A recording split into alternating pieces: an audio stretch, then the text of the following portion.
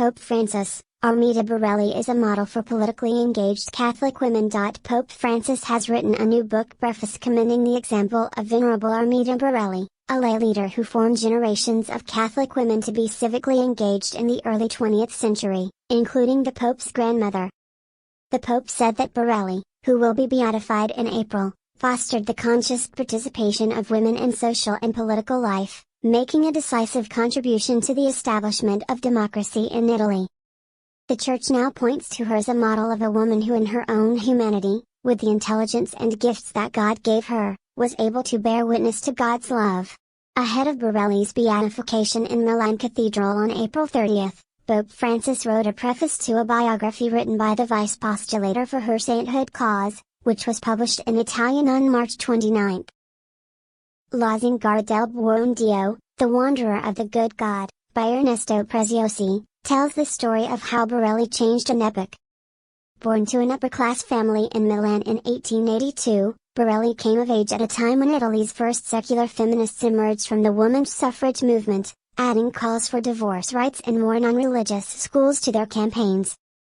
She served as president of the National Girls' Youth of Catholic Action for more than 3 decades, helping young women to be formed in a Eucharistic spirituality and to recognize their equal baptismal dignity with men. According to Preziosi, the author has described Barelli as having a unique way of enhancing the feminine genius.